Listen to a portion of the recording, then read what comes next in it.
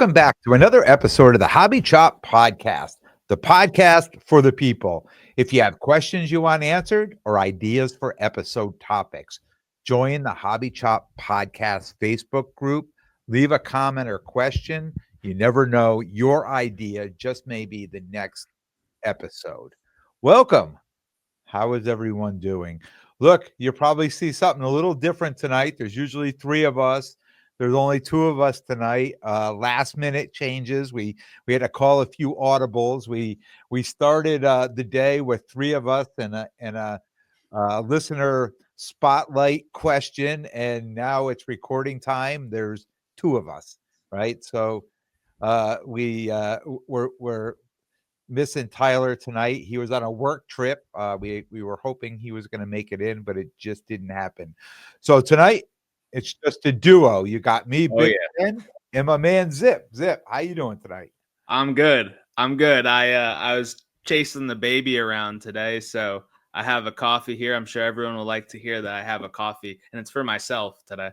So we're here. We're ready to go. We have some cool topics lined up to talk about, and I'm sure Tyler will probably be back next week. So yeah, he'll definitely be back next week. Yeah. So let's jump into it. A little bit of news, right? Fanatics and Panini's lawsuit. They've deemed they're moving forward on it. There's enough there for a lawsuit to happen.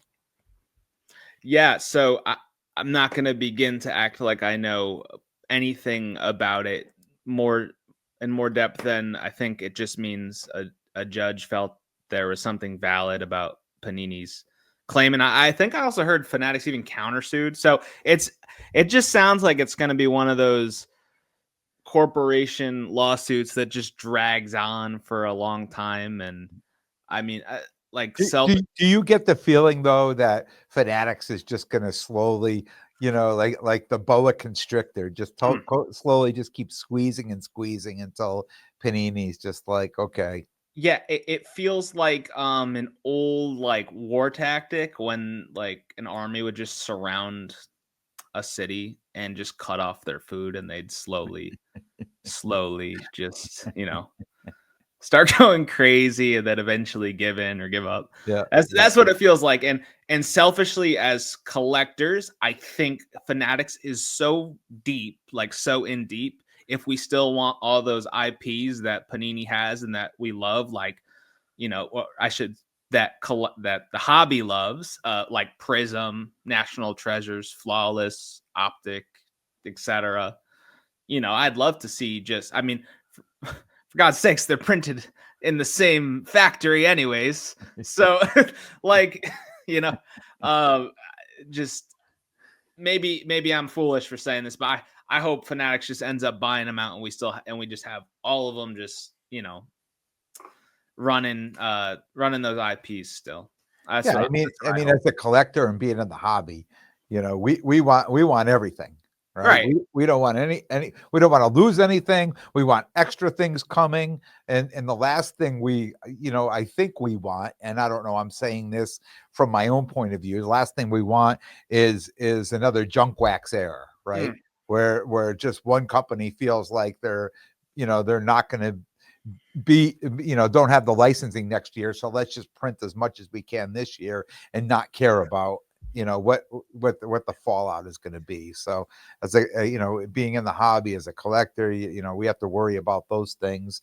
But I guess we're just going to have to sit back and yeah. And you saying that too, I think we almost see that happen a little bit with so let's talk Prism. It's the flagship product.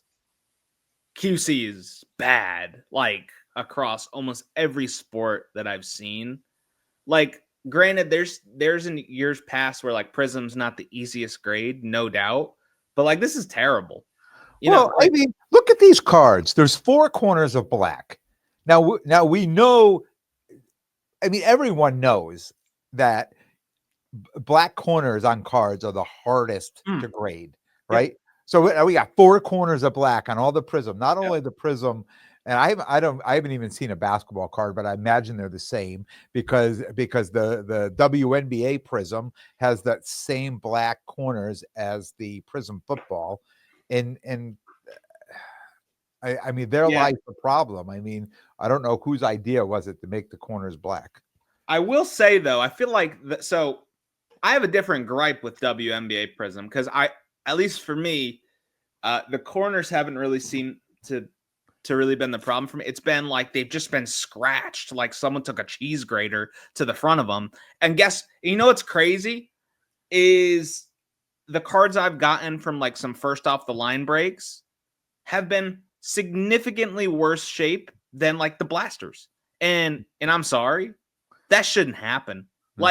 Like you know what I mean? Like regardless of how you feel about people getting these cards and these SKUs and it should all be equal, I agree. But if there's gonna be worse quality control, it better be to the masses than these like these super expensive first off the line boxes, because that's just ridiculous. Don't put out the select where the cards look really good, right, and are grading very well, and then say, well, when Prism comes out, because everybody's waiting for Prism, and then Prism comes out and the cards are dog crap, right? I mean, it just doesn't make sense. I agree.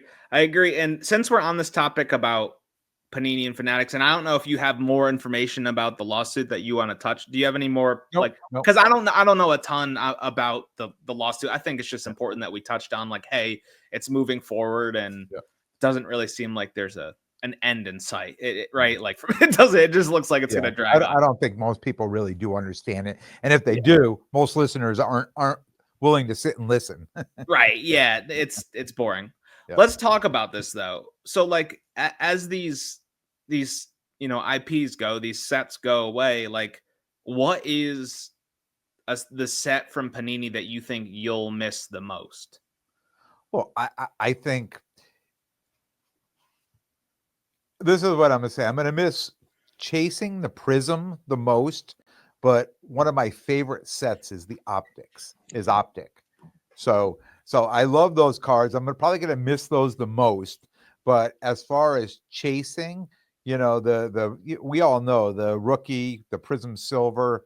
I mean, you're just chasing all those, and then the disco and whatever other, the blue scope and these great. This is for year after year. This is what we chase in whoever the rookie quarterback is, and try to get tens out of them. And this is what sells over and over again. Because it's really for the people, right? And when you really think about collectors, the Prism product is affordable for everybody. All those that I just named, the silver, the discos and the blue scopes and all that, even the autos, right? It's affordable to just about anybody in the hobby. Because when you get up to the national treasures and things like all of a sudden that becomes unaffordable and unattainable for a lot of people. Yeah, I agree. So like for me, like not that I could care less about Prism. I'm not gonna say that, but like for me, Prism to Topps Chrome is I know maybe if you look at Topps Chrome and Optic, it may be more of a similar look, but I just think the way the flagship aspect of it, of Topps Chrome and Prism, I feel like that's a really easy transition, and truthfully, like for what you were talking about with a lot of the retail parallels, like you're gonna have a way easier time grading Topps Chrome. Like just do you find it appealing? I look Topps at it, Chrome? I just think there's too much going on the card. On Topps Chrome? Yeah. So I'm a huge fan of, like, I love X Fractors. Big fan of the X Fractors. I like just the plain silver refractor. And then there's again, I'm not super well versed in Topps Chrome, but like from time to time, I'll do a little research on a set, buy a bunch of stuff to grade, and just kind of go like that. So I'm excited for that changeover. But the important thing to me about what you said is Optic and the rated rookie. I love the rated rookie. That logo is so like just it's iconic, right? Like I think that is, and that's gone back forever for when Don Russ, like that's been a thing, the rated rookie. And then Panini had acquired it later on, and it's just like seeing that go that's something I'm gonna miss. if that makes sense, because that's very unique in that sense.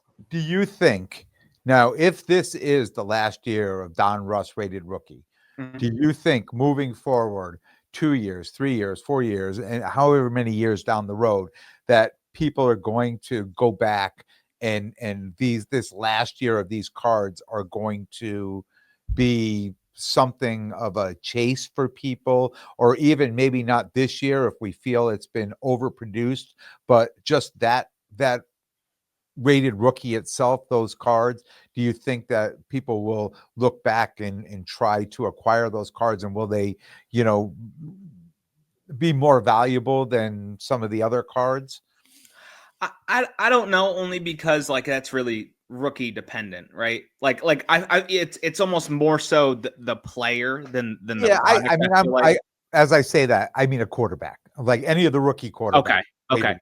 I mean, it's still like it's gonna be just the fact that like so you mean maybe optic versus prism from this year? Yeah, well, just in general. I mean, if we go to Topps Chrome and whatever they have after that next year, Yeah. right? We're not going to have these Don Russ anymore. We're not going to have.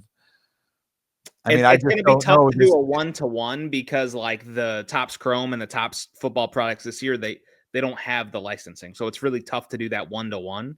Mm, But I definitely won't hurt it if it's like, hey, that's the last licensed year of optic, and hey, also it's yeah, Jaden Daniels, Caleb Williams, yeah. JJ McCarthy, I Knicks, May, like yeah. I asked that question because I have a lot of people. I'm selling singles all the time in my singles box. I have a lot of people building that set this year that have never even built sets before, just saying that it's the last year and they're trying to acquire the whole set because they just have a feeling that it's going to be a value down the road. I don't see it.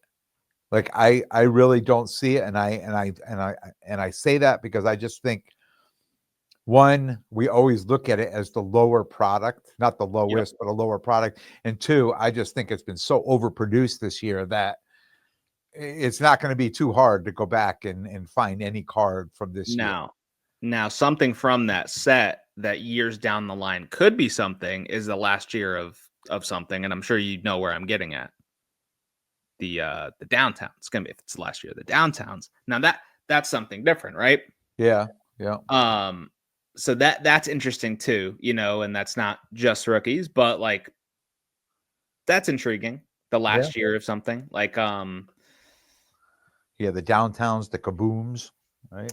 last year kabooms. Yeah. I mean, and then it's also we don't know what Panini does. Do they just kind of just say, "Hey, we're going to just start making unlicensed stuff and just like flip flop?" Like no, right? Cuz that could Yeah, happen. They could just yeah, flip flop basically of yeah. Switch what seats next yeah. year. Yeah, pretty much, right? Like and I what does that look like? Yeah, I have no idea. yeah. No idea like what they're going to do or how they're going to go. Um Yeah, it's interesting to see, but yeah, no, I agree with you. Optic, I'm gonna miss the rated rookie. That's a something I always look forward to. Yeah, Yeah. yeah. And Fanatics too. They're getting themselves into the repacking game with Fanatics rips, right? They're coming out with a set, right? A hundred card repack set that they're Yep. going to just distribute to their breakers to break online.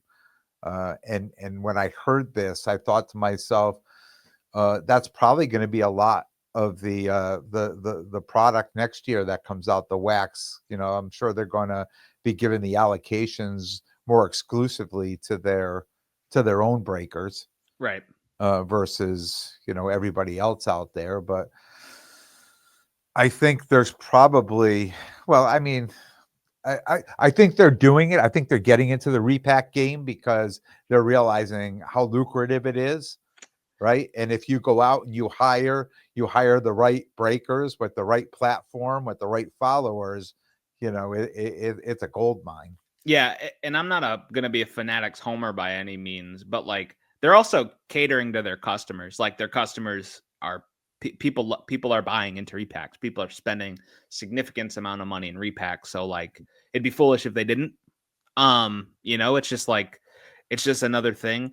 Now, I know when we talked the other day about this a little bit, we were kind of talking about some possible concerns about, like, well, they're making the product and now they're just going to be putting them in repacks and this and that.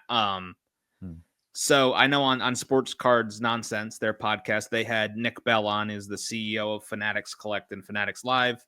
They had a very in-depth conversation about it. So, not to plug that, well, I guess we are kind of plugging it because it was good content. So if you want to hear more about that, go over there after you finish listening to our podcast in its entirety. But Tell one them we thing, sent you. yeah, tell them we sent them. But Nick Bell basically explained that their sourcing for the repacks was supposedly just going to be like everyone else, that they were going to be, going to shows or buying online or whatever, acquiring it that way. And our conversation was, cool, we'll never know. I'm sure they're going to, and I'm sure they're going to be honest. And like, you could just make yourself go crazy about it if you want to, of, let's say next year they have licensing, the big rookie quarterback. Actually, are they going to have the license for like Cam Ward and Shadur or no? I think so. Yeah. So all right, so say they have the licensing for them, then their big Topps Chrome, out of 10 parallel is the black refractor Topps Chrome. Okay. Who knows if like Fanatics just pulls one off of the printing press, grades it, and then puts it in the repack? We'll never know. Or if they not even that. I mean, they have the ability to make do a special print run, a very short print run of a card that is only going to go into those repacks. Repack, yeah. I didn't even think of that. That's a very good point. Yeah, and all of a sudden, it's a very limited, it's a super short print, an uncirculated card, right? Is going straight to the repack. That could drive sales right through the roof, right? They're gonna be in the driver's seat to do whatever they want. Who knows? They could be listening and think, "Oh wow, that's a great idea. There's a great idea." We're gonna work on that one. Big Ken out of 10. Yeah, that's what they're gonna call it. There you go. But yeah, no, I mean, but the truth of the matter, unless they market it like that, though, like we'll never know. Yeah. We'll never know. You can make yourself crazy with conspiracies, but never have an idea. Never know. We'll have to wait and see. Right. All right. Absolutely. You have anything else to say about those repacks? Because I don't know a ton about it, but no. No. I mean, that's a nice segue right into our topic today. So. Oh, about sourcing, how we're acquiring some cards. Yeah. So, yeah, we were talking about this, of what and where we are buying our cards from, and then some advantages and disadvantages of each. Something that me and you have both done, I think, is probably a good place to start, is shows. So, what do you think some advantages and disadvantages are from buying cards at shows? So buying cards at shows, you're really, and I talked about this kind of on my podcast, right? So, I mean, I do not mind buying cards at shows as long as the percentages are right. But as soon as somebody comes in and they want to be at 85% or like, and I understand, I don't get upset with that. It's just not where I want to be. I mean, I know. And I know if Tyler was here, and I know you do a little bit too, where, they don't mind buying at the 85 because they've got it moved at 90%, right?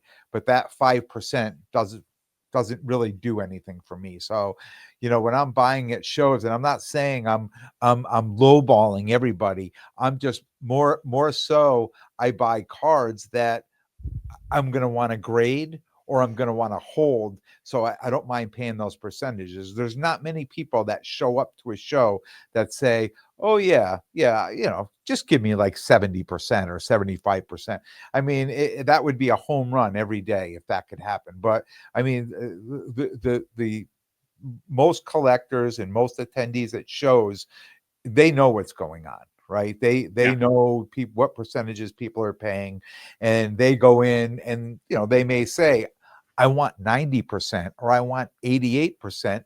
And they could just go from table to table to table until somebody will give it to them.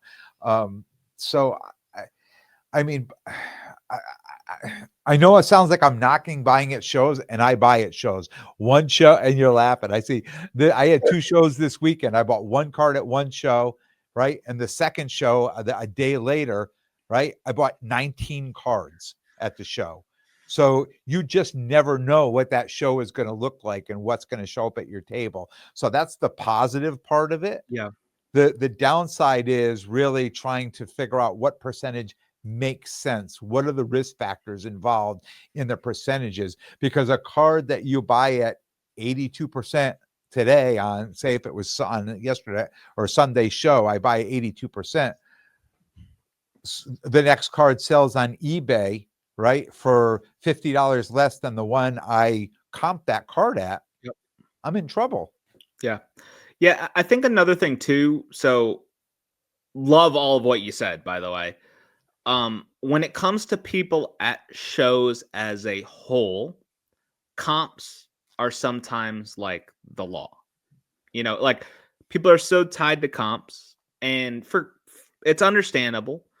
But I think it's also important to realize that comps are suggestions, or they could be looked at as suggestions of what this item should be worth. But ultimately, an item comes down to what two people agree to, one to part with it and one to put out money for it. At the end of the day, that's what it is, even if it's based off of those comps or not, you know? And I think at card shows, before I get off track in a whole nother tangent, I think at card shows, people are a lot more rigid on that. And people are a lot more, it's like the unspoken, it's the unwritten rules that, yeah, these are the margins. This is the area we're going to be around. And if you're not, people may be like, what's wrong with that guy? You know what I mean? Like, for example, you're looking at Shai Gilgeous-Alexander. His market's boomed. If he has a rare card that hasn't sold in like even 2 or 3 months, his market's so different now. It's like, I'm sorry, yeah, you're not going to get it for that comp, and that's very just linear and understandable. But like, there are rare cards that just like don't show up, that comps, okay, cool. It's like, I have it, you want it, you pay me, and if not, no worries. But like, I think that doesn't happen as much as card shows as it could or should, maybe. People are so on these comps, and look, I buy out collections to specifically get a better percentage, right? That is why I do it. I don't expect to go and get, a healthy chunk off for just buying 1 or 2 cards that are very selective and great. You know what I mean? Like, I'm taking a lot of good stuff, but I'm also taking a lot of not good stuff. Like, I have shoe boxes of junk at my house from these collections I bought, and what are they doing? They're gonna go to my wife's school so she can hand out to her elementary students. So, but yeah, shows, advantages are the cards are there. You can just transact quickly. Disadvantages, I think, at least if you're an attendee, it's probably harder to get a good deal. I think as a dealer at a show, you can buy at a very healthy margin. Mhm. I think so. Yeah. But that's kind of, anything else you want to touch on about shows, advantages? The only thing I'm going to say about a show, what I've noticed now, and last couple of shows I've been to, at least one time in each show, not only, so I have have people come up and they'll say, "You buying?" I've got my sign up. Of course I am. They put their thing out and I'll start going through and I'll pull a card out and I'll be like, "Do you know what you're looking to get for this?" So most people are like, "Oh, I don't know. I haven't looked at it." Like, they'll say something, but I've had particular people pull out a list and just put it on the table that says, what the card is, what the last comp was, and what they're willing to accept for it. right? And that's it. I mean, it's cut and dry Sounds on, like Tyler walked up to your table. on their piece of paper, right? And it's they're well educated, right, to come up and do that, but it makes it very difficult. And I had at my show at New Britain, somebody did this, and there were a few cards I was interested in. I said, I just can't get to that price. And they walked that, they said, well, where would you be? And I told them, and they walked the show and they came back. And then nobody else must have offered them as strong as I did, because they came back and wanted to, sell them back to me at less than what was on their list to begin with. So they figured out, okay, look, if I want to move this at this show today, I've gone around and I've shopped my cards in this room, and you gave me probably, and this particular one was some women's basketball stuff. So I was probably the only guy in the room, right? That was, there was Caitlin Clark in there, but there was a couple other cards in there that I was willing to take. And that's the other thing too. The other factor is certain people are only buying certain cards, right? So when it comes to, if you're in a more specific lane, like I am, I'm doing football. I have more expensive basketball cards in my case right now than football, believe it or not. Thanks to Tyler. That's crazy. but when you're in a specific lane, right? You see the guys who do soccer, you see the guys who do wrestling, you have someone like me who does the women's basketball. It becomes more specific. There's not as many people in the room that are going to buy it, so I can be a little more selective too in the lane that I know that I'm dominating. Right. Yeah. And it's really how you do it. Cause like for me, like I so, okay, that shows. Before I hop into the next one, we'll get to it. Let's talk about Facebook. I do a ton of my buying from Facebook. And a lot of it's from Facebook groups, like you can find groups that are just baseball, they're just basketball, they're just football. Maybe there's some groups that are literally just Panini, they're just certain sets, they're player groups. There's also all sorts of groups for cards that you can find and buy in. Recently I had a disaster, but I paid with PayPal Goods and Services of a guy who sent me pictures and videos that looked great, and when they got them, it looked awful. So I did a return and he freaked out, and yeah. So that's a disadvantage with Facebook. Shady individuals trying to scam you. That can definitely happen. The positives are you can find people who are really just looking to part with it. And you're able to get them for a good price because they don't want to go through the work. They don't want to put in the time to move all these things. And if you're willing to do the work, I think you should be able to be rewarded with buying items at a good price, right? Yeah. I also think it's important to remember too, is like in any business, right? Like let's talk about this whole notion of lowballing in cards. There's lowballing, sure, if you want to call it that, but in any other business, if you can cut costs to acquire materials or things needed for your business, you're not going to not do that, right? Like that's just ridiculous. Yeah. Because again, it comes down to, if, in my opinion, you're going to agree on a price for an item. So I think the whole notion of comps being so rigid at a show, that's blown out of the water with Facebook, because a lot of these are like one-to-one interactions of people who it's strictly transactional. Truthfully, there's way less hobby involved in it. It's not in that environment. So it's it's really transactional of like, hey, like I have all these things from just ripping and doing all this, and I have this whole collection. What can you do to take all of it from me? Or sometimes you can just get a good deal on some cards, and there's also people on Facebook who are rigid with their numbers too. They're there too. I just think there's a higher variance of that on Facebook than there are at card shows. And I think it can lead, in my experience, it's led to better deals margin wise. That's how I can put it, if that makes sense. Yeah, yeah. I've had good experiences doing deals on Facebook, Mhm. but I don't get many deals done. I think we do what we do on Facebook is completely different. I see Oh, your yeah. advertising looking for collections and things like that, where I'm in groups and I see people posting cards that, I may want or inquire. So if somebody puts it up, and I mean, you have to coin it, put a price on in most Yeah. groups, right? Yep. Yep. Somebody's putting a price up. I notice I'm always late when it's a really good price. Like somebody's always claiming it immediately. You want to tell because I bet you some people have no idea about what that term is. You want to tell them what coining means. Coining is just putting your name and the date and Mhm. or something on there to say that you actually have the card. You have the Not, card in your possession. not an It's just actual coin, you goofballs. Yeah. You see that all the time. It's like, let me throw a quarter there. And it's like, what is that? Yeah. um, yeah, but so I mean, I guess for the average guy, and I'll call myself the average Facebook guy, right?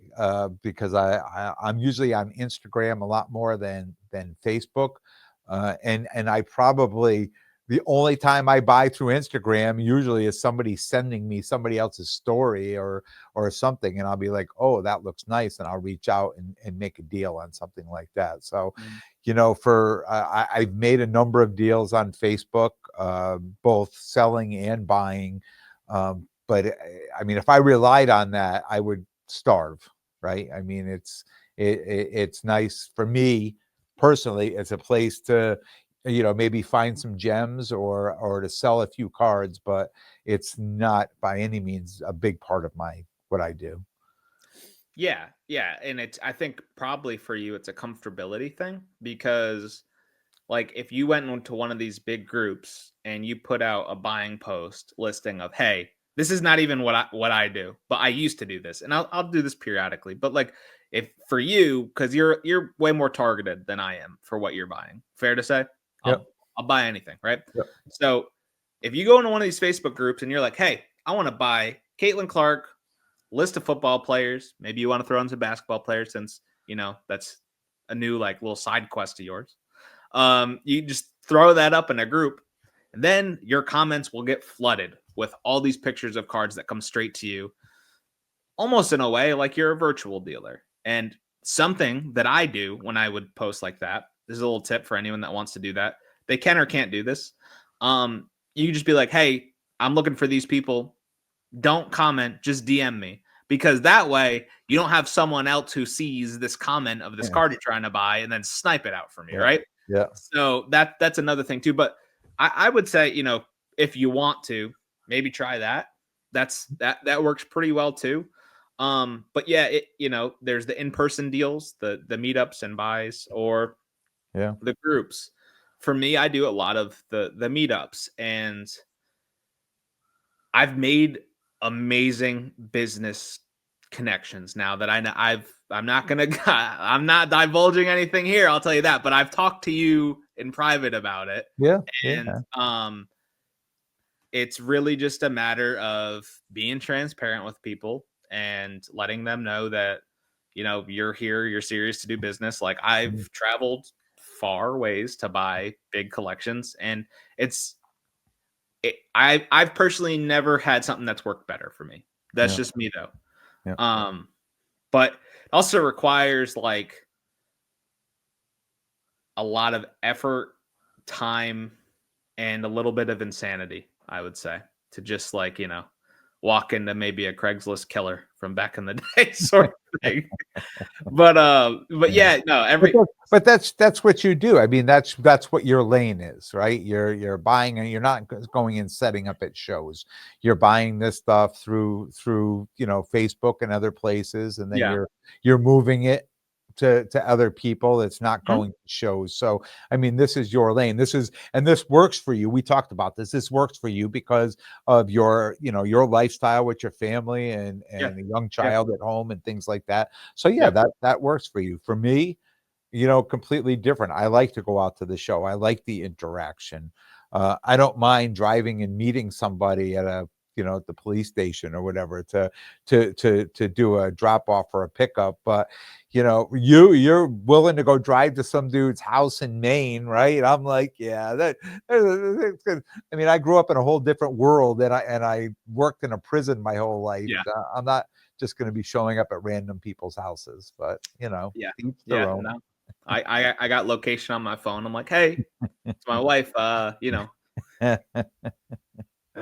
Certain time, maybe call those 3 numbers and have someone looking for me. But no, so far things have been good. And I enjoy it. Another advantage of that, this is the last little bit I'll say to it. I think what you had said, right? Lifestyle.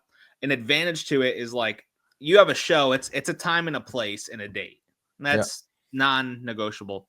With the deals, I can work this around my schedule to fit with what I need to do. Yeah. So there's even less rigidity. Yeah. Is that? I think that's. I'm gonna get roasted for that. Sounded good. Thanks. There you go. Back me up. I was gonna say I'm gonna get roasted. That's not a word, but there's there's more flexibility for setting up those deals and making those timelines, and so there's that. And then kind of leading to the next place, it's another another form of a group is Discord. And I wish I use Discord frequently, but not nearly as much as Tyler. Tyler's a maniac on it. Yeah. We missed his Discord input tonight. Yeah, I'll do my best. Discord, another platform that I'm in a paid Discord, so I pay $15 a month. I don't use it as much as I should, and it is fantastic. And you can basically expect to move any liquid cards north of $50 for like 88% minimum, which is a great outlet for I think just about anyone, right? Like if you're ever stuck in a card, you can't get your 95 or 100% that you so really want, and you just want out of it, you can dump that stuff off here. And it's it's called Ryan's LLC Discord. If anyone's interested in it, shoot me a message. I can send you a link. It's very valuable.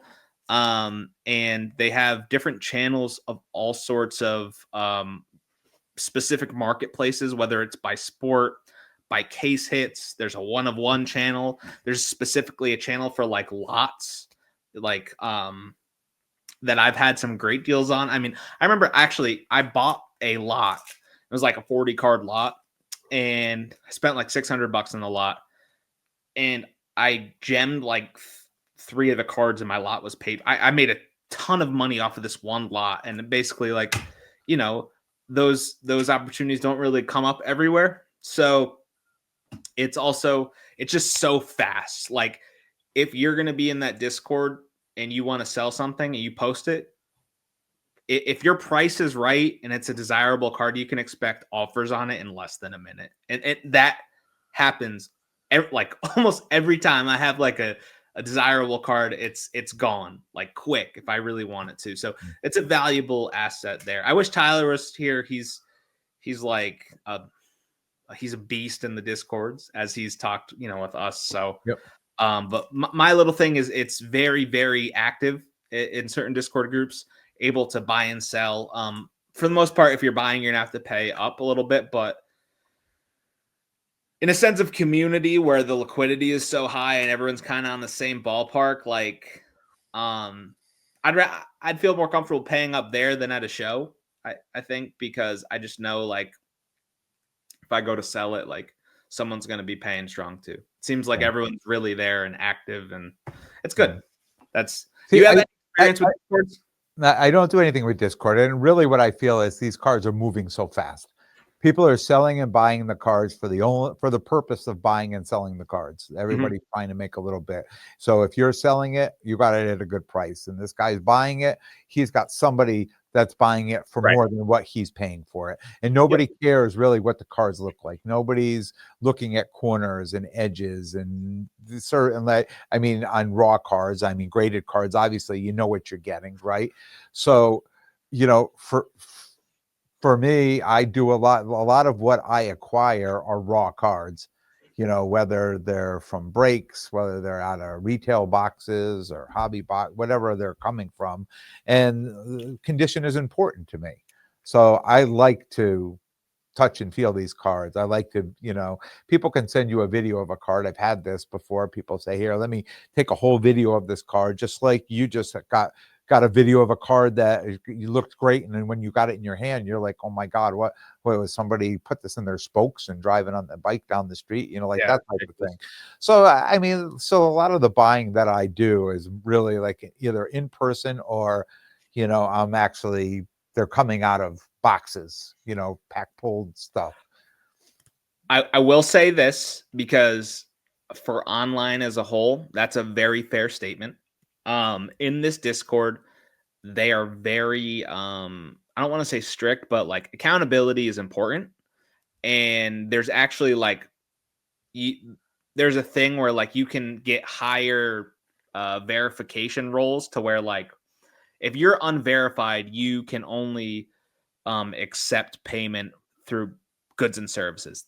That's if you're found accepting, like if we were in this group and I'm unverified and you wanted to buy a card off me and I asked you to send it, friends and family, I would get booted out of the Discord because of that, for the reason to try to cut scamming. And what I'm trying to get at with this is, if you don't disclose damages on cards in the script, that's like a ding against you, and you could be put under investigation to get booted out of it. So just to let you know, and anyone else out here is listening, that asking about condition, totally good and expected for raw cards. And I do that all the time. Obviously there's always a risk, but like it's also a risk when you're in a VFW with crappy light and you can't see a crease on the back of a card, right? So it's there's always risk. Yeah. But that's what I would say about that is there's higher accountability for that sort of thing on the Discord than on Facebook. Yep. I'd say that if that's it. Well, I would imagine too in a paid Discord. Yeah, but you see where I just feel like it's important to say. You see where I'm going with that though? Like, yeah. Facebook's the wild, wild west. And so. So I just mentioned, for me, places I acquire, retail, I buy a lot of retail. I buy hobby stuff. I buy into breaks. And I know I just wanted to, so I talked a little bit about this on my last episode, and I had a comment, which I'm going to answer here versus just on YouTube. It's at Kryptonite 8495. So his question was, in addition to huge payment to PSA, obviously for the grading, I assume your profits account for the cost of all boxes you bought and ripped to get the handful of cards that you sell quickly. And yes, they do. And I've talked many times about building my singles boxes and how important they are, and I'll just give you a for instance. I opened 4 Prism blasters today, football blasters today. And out of those, like I just sit here and I separate. I end up with like 16 rated rookie cards, that are guaranteed $1, right? I'll get $1 for those. I don't have the numbers. I think it was 14 inserts. Again, guaranteed $1. Then there were other inserts and rated rookies that would be a $3 to $5, right? And then there are the disco, the orange discos, right? That I pulled the Bo Nix out of there. So I didn't look it up. I'm sure it's like a $60, $70, $80 card, something like that, probably better graded. Good color match too, so would help it. Yeah. So I mean, I don't pull a rookie quarterback every single time, but even if I don't, the blaster is a $34, from wherever you're buying it, Target or Walmart or anything like that. I mean, out of that, I'm almost guaranteed $18 to $22 return on that blaster, even if I don't pull anything. And I get really annoyed when I open up a lot of them and I don't pull anything, right? But and you hear it, on many episodes I talk about, but I still know that I'm getting some value out of it. It's not that I paid this $35 and it was nothing. I've just lost that money. I'm putting inserts in one box. I'm putting rated rookies in another box. I'm sending cards off for grading. And as far as on the grading side, and I know this is getting really long-winded, on the grading side, if my gem rate is over 50%, then those 10s are paying for the grading, of all those cards, including the ones that didn't gem, and some of the prices of those back to those boxes too, depending on, where those cards came from. When I jump into breaks, I'm always breaking hobby boxes. I'm not going to go into a break in a retail box. I used to do that. I stay away from that. I don't want any part of that anymore. Any breaks that I get into, I jump in on a hobby box, and instead of picking a player or a team, I like the divisional. Even if it's random, I have a number of places that I go that, that I'll buy a division. There's 8 spots. You buy it and they randomize it, because this year's rookie class, there's rookies all over the place. You're right. It's not like it's 1 or 2 teams, or if you don't get, if you get this division, you're not getting anything. I think there's rookies in almost every division. So I've done quite well with those 2. Yeah, no, absolutely. Yeah. You get skunked. Trust me, it happens to everybody. And I mean, even like the online stuff, like the whatnot, and you can talk about that because I'd rather not. I mean, you've hit the mother load this year. I've never seen anybody, hit as many massive Caitlin Clark cards as you. For a guy who didn't even follow that, wasn't even interested in WNBA, right? But the level of getting her cards, like if you could hit it, it's like a lottery ticket. Yeah. I got lucky. I really don't think there's anything else I could say to it. Yeah, and I would have just, been skunked if I didn't. Like, just truthfully, because and then should I just give the little update? Because I know I talked about the card. Yeah, go ahead. So my true gold select Caitlin Clark, Kate Martin dual autograph out of 10. Got a PSA 10, which is pretty huge. I'm assuming it's going to be it's pretty huge for me. I'm assuming it's the largest card that I've ever been the owner of, and I will never touch it because for the reason her market is so crazy right now. It's also why I've been taking the risk on going for her cards, because of the instance of this, right? Like, I think there's a real chance it's a 5-figure card, and I'm going to send it to auction immediately with PC Sports Cards, because when that auction sales, I'm going to get 95% of the sale. And there's 2 that have been graded. One was an 8, one was a 10. The redemption card of it did 3,500 twice. And the 1 of 1 is listed on eBay. I don't know if you saw this. The 1 of 1 is listed on eBay for 230 grand, which is not real. That's not real. Like, I just want to say that. But is that the 101 dual auto? Yeah. Oh well. Sealed, not graded, just Panini seal. Yeah. So is it? It's the card itself. So they just got it back too. Yeah, doesn't hurt me though. Yeah. Looks great. Great. Put it up for 500 grand. I don't care. While my auction goes, go for it. Did we get that sponsorship yet? No, I wish. I wish, man. I know. Because I've had so many people come up to the shows and like, hey, when I've sent cards, I'm talking like probably like 10 people have been like, hey, when I send cards to PC, they have a referral and I put your name in. Do you get anything for that? And I'm like, no, I don't. I really don't. I should, but I don't. But yeah. But no, shout out to them. Again, not sponsored. I think their product and what they do is so great that it's allowed, I can only speak personally, it's allowed me to level up my whole game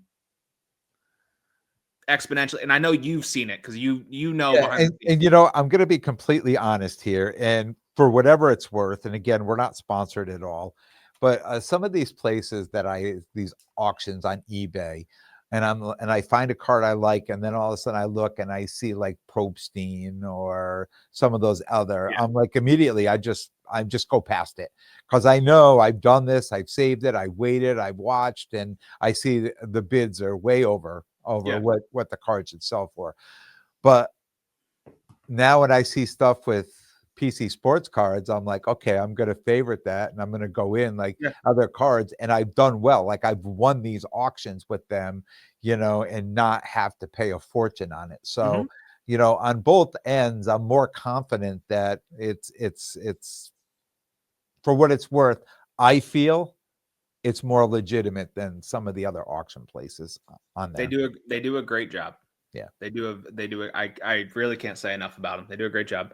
But yeah, with my plug of PC Sports Card once again, should we hop into the listener questions? Yeah. Let's get to them. Cool. Let me pull it up quick. Here we go. Oh no. Here we go. Okay. First, we have Steve Kabatsnik, and he also told me that I pronounce his last name right, which that's fantastic.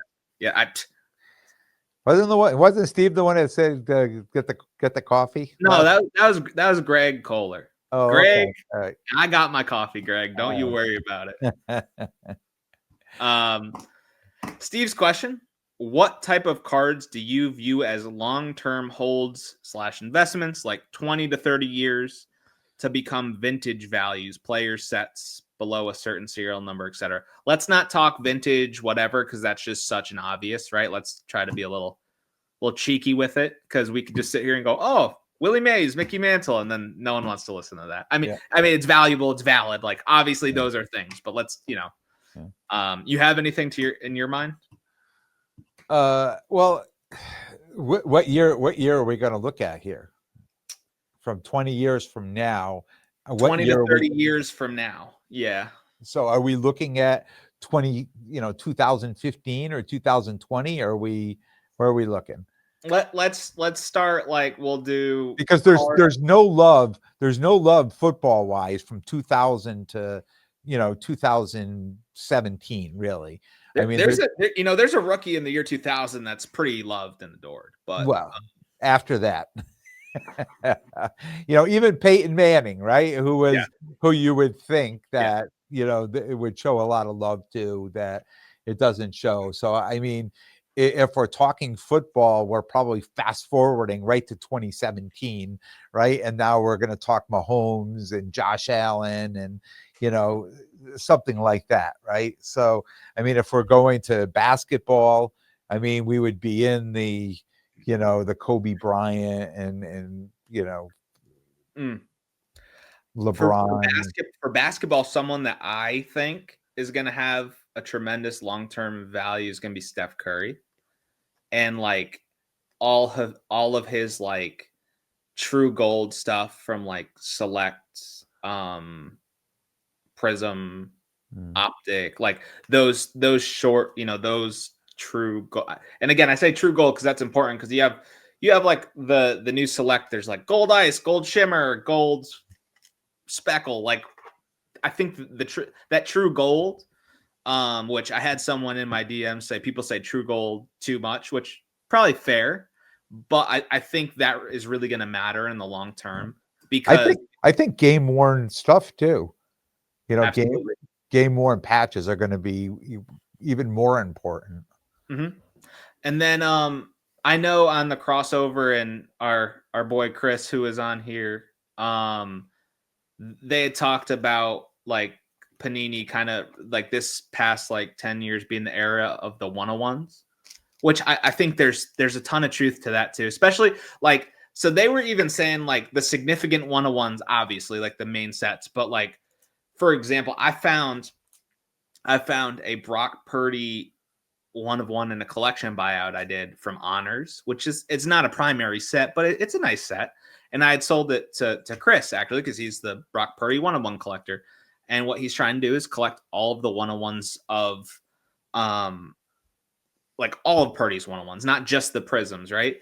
And I think for certain players, that could definitely have some significance. I mean, for Chris, he's obviously taking a gamble on Purdy, as like, hey, I think this is that. But I think the one of ones, which seems kind of like an obvious choice, and then significant players from like main set. So like for me as a Celtics fan, if I thought as a Celtics fan being a homer and thinking long-term value, if I was like, hey, I think Tatum is going to be the best guy in the Celtics and they're going to win several championships, okay? And I just started to go, hey, let me just get his gold prism from each year that I can afford, right? Let me try to do that. Could that gain value almost to like how a PMG, and you know all about PMGs. You had that nice. You still have the Mike Tyson? Yes. Okay. Yeah. So like, how in demand the PMGs are, right? Like that set, that parallel, that importance. I think the gold Prism Optic Select, I think that stuff will be, I don't want to say the same because it's not the same, but it's like, I think it will have serious demand. So that was very long-winded, but yeah. And the only other card I would say, and I'm going to go back to, because I could see what all the rage is now, and I think that would stay in the future, besides game worn or these 101s or these gold vinyls, are these case hits, right? The downtowns, the kaboom. We're thinking similar. Yeah. So I would think, down the road, these people that, and we see them at shows that they went out and they put the whole downtown from 2021 set together, or the 2020 or the 20 whatever, and now they're like selling them. And I'm thinking to myself, that would be a set if you could afford a set like that, and just take it, just put it away. Yep. Right, just put it away, because out of each year there's going to be the chase, right? There's going to be, besides like a Mahone, well, actually, it was what, 20, what was it, 20, what was the first year? I know we just talked about this. Was it 2017, 2018? I think his first downtown is 2018. 2018, yeah. So like something like that would be go earlier, huh? The kabooms go back earlier. Yeah. So certain years with certain players it's going to be harder to complete that set. But for the most part, most of the people in that set aren't that expensive, right? You have more veterans and you have some rookies and things like that. So I don't know. I think those, to me, especially if they don't make them anymore and they stop making them after this year, that would be even more, of a chase card. That's an interesting way to go about it, of like buying the set as an investment. Because I was almost thinking of what I said about the scale. So like, I think the set, like, I think that's a good idea. I think that's a fine idea. But if I was to like really be picky about it, I would look back and say, hey, what if I could get a gold downtown of someone significant? I think I would rather do that than a whole set. Yeah. Even though I think the set still would be a great long-term investment for 20 to 30 years. Yeah. If that makes sense. Because somebody will buy that set in 30 years and they'll break it up, sell it one at a time. Right. Or like, what if you get a gold Mahomes or a gold Brady or a gold Josh Allen downtown kaboom, just that one, and hold it. Like long term, like that could have some appeal of these, sets that are booming. We talked about the essential credentials with Chris when he was on, and there was that Iverson sale that outsold the Kobe. And I don't think anyone would sit here and say that Iverson is a better player than Kobe. Iverson is a Hall of Famer. Iverson is great, but like, Kobe, come on. Yeah.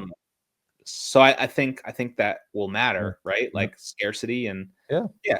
So I think the XRCs too is another, absolutely, that's probably not overproduced, right? So that would be more, I would think, rarity and scarcity, because I could give a great, remember the one I had, the one of one?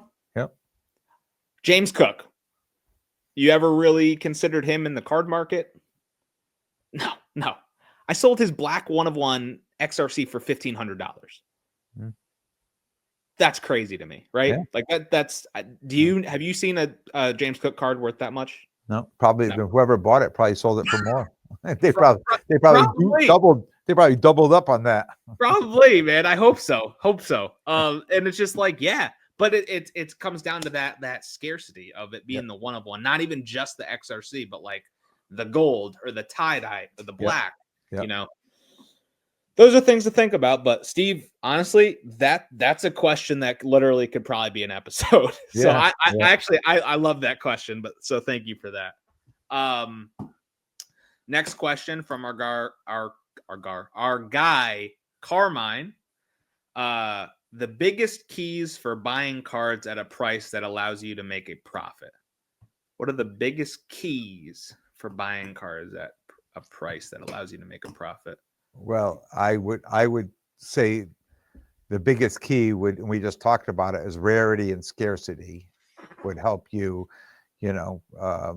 because now, somebody looking for that card, that specific card, is willing to pay more, than the standard 85 or 90% or something Yeah. like that. And, true collectors, if there's a card they want, they'll pay over 100% in order to secure that card to put it in their collection. Absolutely. Absolutely. Yeah. So you're kind of saying for that, have a card that is undeniable in that its price is really a suggestion. If you want it, you got to come get it. Yep. Totally fair. I couldn't agree more. So I'm going to take it in a slightly different point of view. It's finding a transactional partner that is, let's just talk margin, will come off of what comps are. If that's, like, say it's not that, say you can't get that undeniable card, like that perfect card to sell, and you're gonna buy a huge lot. You have to find someone who's gonna negotiate, like be able to negotiate and come down and understand that, look, like, I'm gonna buy cards, plural. I'm gonna buy a bunch of them, and I need some room to make it worth my while, but I'm still gonna pay you enough where it's a chunk of change. It's just I have to make my money too. So finding someone that's agreeable to that is a huge key for me. Because like, I have that awesome Caitlin Clark that is probably one of those undeniable cards, right? I acquired that by ripping it, which is pure luck. Like I didn't go and buy that, right? Like, but just think about that where you're talking about making the most amount of money on that, the profit wise, right? Whoever buys that card is setting the new comp. yeah, Right. I mean, that is an amazing thing, right. right?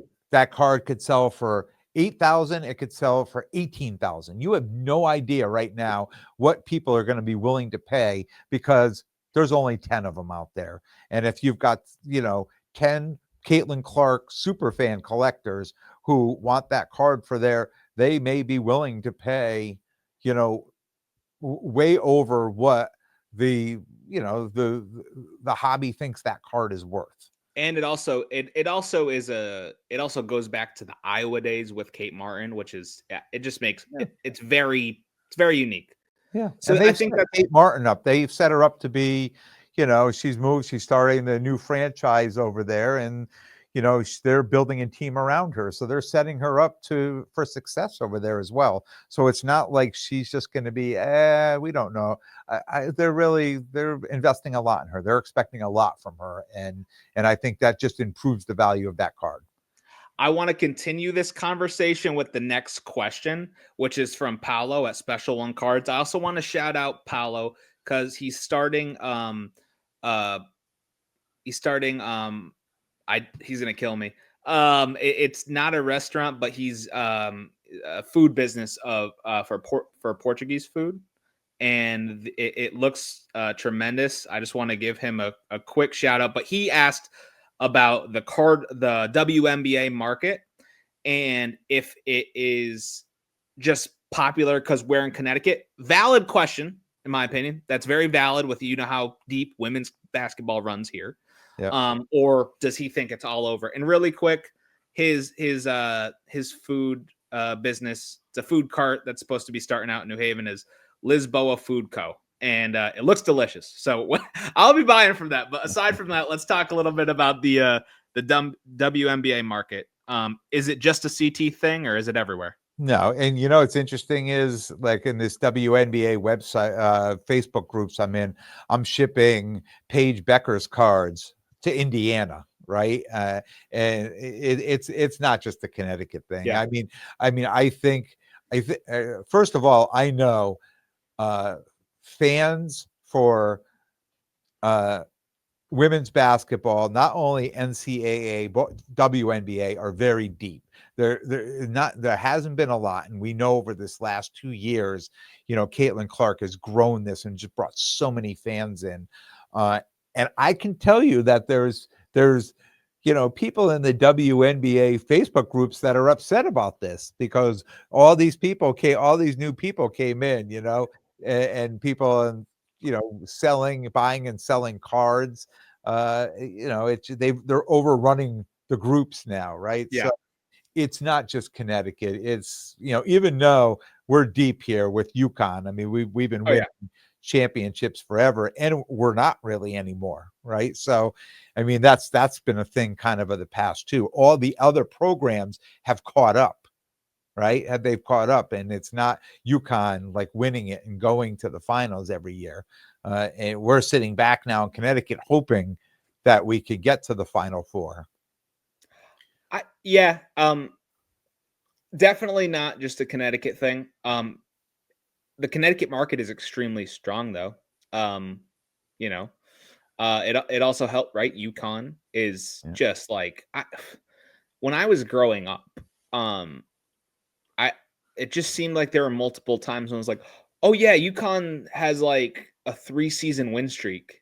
It's just like that's like for years of my childhood, that was the standard, was you do not lose. And it was UConn winning by like 40 against the number 2 seed in the country, right? I'm sure you know exactly what I'm talking about. So I hold your thought 1 minute. I was at the Baylor game. I don't even remember when it was. You can look it up. It's probably 6 or 7 years ago. I was at the Baylor game at Hartford Civic Center. And it was the first time they lost at home in like 7 seasons. They lost a home game, and I just happened to be at that game, right? And that was like the beginning of the end for UConn's, dominating. Yeah, and so you can never go again to a home game. No, I've been again. They've been winning since I've been back. Yeah, I was kidding. But yeah, it's just it is huge here. It also helps that we have the Connecticut Suns, who they've been around for a long time, since I can remember. I remember going to Connecticut Suns games with my grandparents when I was like 5 or 6. So I mean, like, what are you now, like 21? I mean, 27. Do you know who the Connecticut Sun used to be before they were Connecticut Sun? No. They were the Miami Soul. Same logo, just changed the soul to the sun. I did not know that. That's interesting. Yeah. But yeah, I think the WNBA is here to stay. I don't know how crazy it's going to be in the years coming, like it is now, with what feels like a once in a lifetime person. Well, I can say honestly, after this year, because I think this is kind of a weaker draft class, even though it's Paige Becker's, right? I think it's a weaker draft class, but the next couple of years after that is going to see some amazing talent. We know the NCAA tournament last year, and we know Caitlin and Angel were there. It was this big rivalry. It's going to be interesting to see. I think there's so many more fans this year for the women's March Madness, and I think they're going to be following all these players right through to the draft and the beginning of the WNBA season. And we know with the WNBA, they've all new coaches. right? And you see these teams jockeying, making all these. There's so many things happening in the WNBA. The only thing we have to worry about is that they're up for a contract, that they don't go on strike this year, and they actually get this contract, signed, because it could be a disaster if if they don't start playing. It could, but it could also just lead to like, hey, let's get people with some serious money that want to back a new league. This is so radical, and I've heard nothing of this, but like and I'm not saying this for the WNBA. It's just like you think of what happened in golf with Liv, and then there was like rumblings of the Saudi league basketball. They were gonna, just pay some NBA players insane money to do it. Like, who's to say someone doesn't see this emerging league and then just really do it right? Like, to say it better, like, really do it right. Like, why wouldn't they? Why couldn't they? Yeah, I will say there's enough people with enough money to buy up WNBA franchises or just do it better. Because I don't see it happening. I see them doing the right thing. They've been around since 1997. They've had their best year ever last year. It's not time to let it all fall apart. It's a time to regroup and make sure they make all the right moves to make this as good as they possibly can. Yeah, I hope it gets better for them, because I think the sport has tremendous amounts of growth. That's what I think. Yep. Me saying all that is not like hating on it. It's like I want them to do better. Let me just clarify that. Next question though, from Cyrus. Thoughts on Jayson Tatum's market? Is he low? Is he high? I just bought my first Jayson Tatum. I know you did. Rookie auto card. So Cyrus, I'm hoping it's low and it's gonna go high. To the moon. Yeah. To the moon. So me trying to buy specific Jayson Tatum cards based off of their comps, I offered. Oh, yep, there it is. Yeah, just showing you, just in case you're on YouTube and you want to see what my first Jayson Tatum rookie auto looks like. Yep. And if you're listening, it's the Panini Prestige bonus shot signatures, PSA 9. Nice card. I was trying to buy 2 cards, and I offered one of them. The last comp was $675, and I offered $900, and I got rejected. So, and the other ones don't really come up for availability. So what I'll say about, I don't know how much you can really talk about his sales data, because key cards and specific cards are held very tightly by collectors. And I think it's because more so than Tatum, it's how strong Celtics collectors are. And he's our guy right now. And we just won. And people are holding those tight. So the dipping cards are people who are not Celtics collectors and just let them go to auction, truthfully. And they slip through the cracks. But yeah, I can't get deals on Jayson Tatum cards. I'll tell you that. And I've tried. So I would say his market is, rather than low or high, I would say it's strong. So good. And then I think we have one more question. Yep. Fanatics seems to be slow rolling release dates for upcoming products, especially baseball. Tops pre-Fanatics would post release dates months in advance, but lately it has been only a few weeks. Do you think this is an attempt to impact the business of distributors by altering their flow of pre-sales? Could it be manufacturing or pack out problem? Something else? Thanks in advance. From Tom G. Is that our man, Tom? That's our man, Tom. Yeah. Our man, Tom. What do you think? They have a lot of events coming up in the spring. I don't know if they're holding out a little for right? Because isn't their baseball supposed to come out with the They stuff had of Series 1 patches? come out, right? They had Series 1 come out. Then the 2025 Series 1 is out, right? Well, that was the one that came out. Everybody was chasing, right? These MLB patch, like this Paul Skeens, wasn't it? No, that was last year's update. That was last year's Topps update. All right. So isn't that what's supposed to come out again now? Update. So there's Top Series 1, Yeah. and then like later on in the season, because you know how there's some like people who will get called up in like May. Yeah. They'll be rookies in update. Yeah. So didn't the Top Series 1 already come out though? For this upcoming season for 2020. Yeah, like that's what I was saying. So if he's saying like they're slow rolling the release dates, like I guess with like it's not like, hey, we have Topps Chrome coming out on May 20th and they're telling us that now. Maybe he's saying that.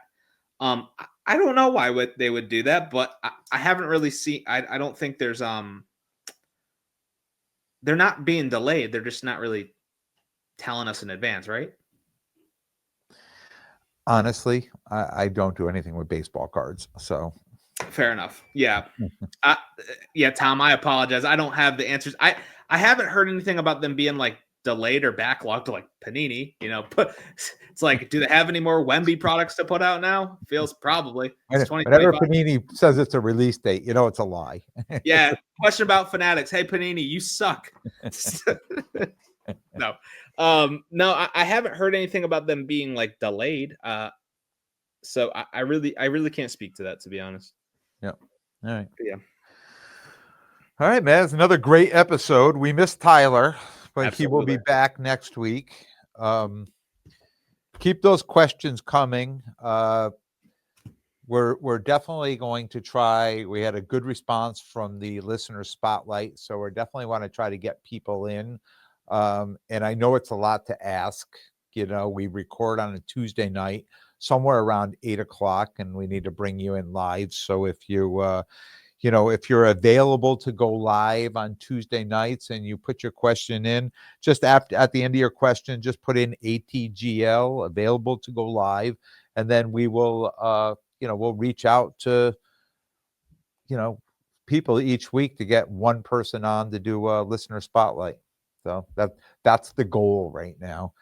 And I know it's tough. I appreciate Rich, who came on last week and was very flexible for us. His little card was very flexible to get on, and it seemed to work out well.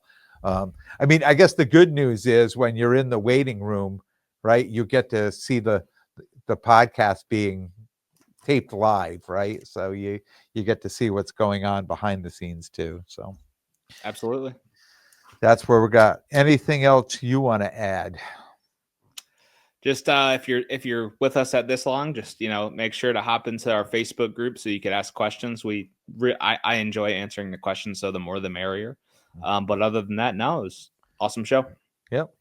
So Friday, I'm going to be at the Early Bird, the 1:00 at White Plains show. Be there with my guy Homer Sports Cards, Jonathan. We're going to do. I'll be there 1 to 3 at the White Plains show. And Sunday, I am set up at the Danbury show on Sunday. And I believe, if you're listening to both, I believe I'm going to drop this week's episode on Saturday instead of Sunday. I'll be recapping White Plains. That's it. That's all I've got. All righty. Awesome. Well, I appreciate everybody listening. And if you're here this long, 1 hour and 18 minutes, really appreciate you being here. Like I said, I'll be back Saturday, and we'll be back next week with a brand new episode. Take care, Jordan. Yep. I'll see you.